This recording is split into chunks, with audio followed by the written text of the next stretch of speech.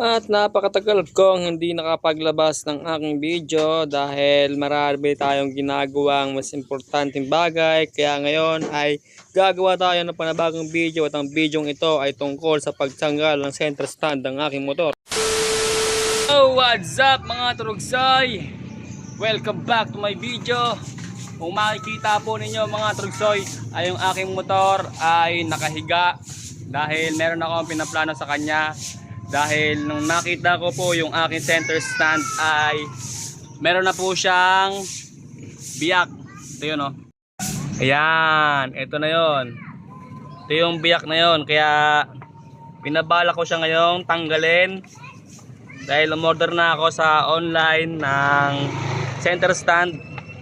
Dahil itong center stand na to ay stock up na dahil 7 years na po yung aking motor. Kaya ngayon puputulin ko na to siya kasi mahirap tanggalin.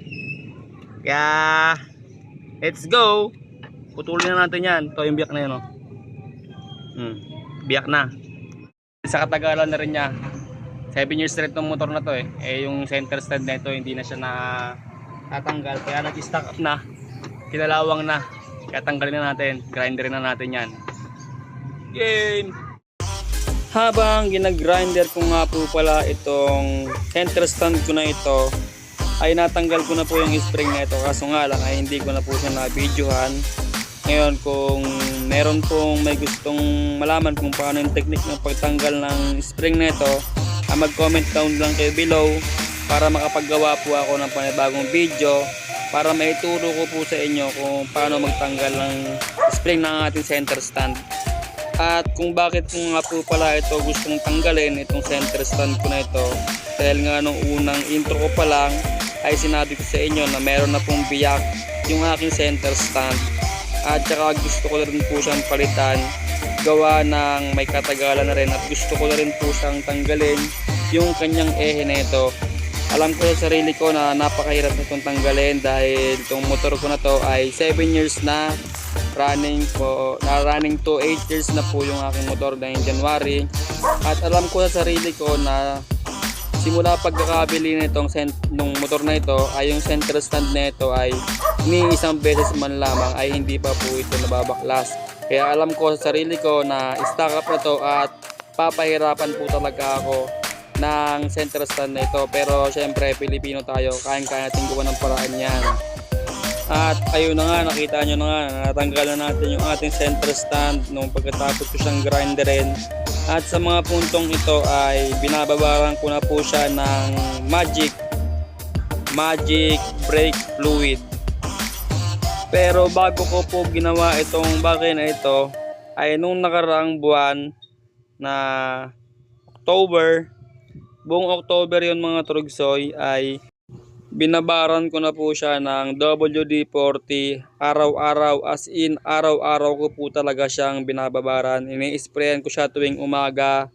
Ang kaso nga lang ay ni isang galaw man lang nung pinupukpuk ko na po yung ehe nito ay kahit konting galaw man lamang ay hindi siya talaga gumalaw. Kaya alam ko sa sarili ko na pinahihirapan ako nito kapag binaklas ko na to. At eto na nga, nung binabaklas ko ito ay sobrang pinahirapan po talaga niya ako.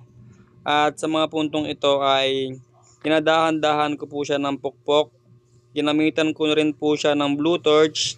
Kaya sa mga turugkat kapwa ko trugsoy dyan na merong motor at gustong gayahin yung ganitong pagdi-DIY, ang maipapayo ko po sa inyo ay wag na wag po ninyong pipilitin na pukpukin ng malakas itong ating ehe na to kasi may possibility po na mabiyak po yung inyong makina dahil itong makina na to ay may kalambutan ito.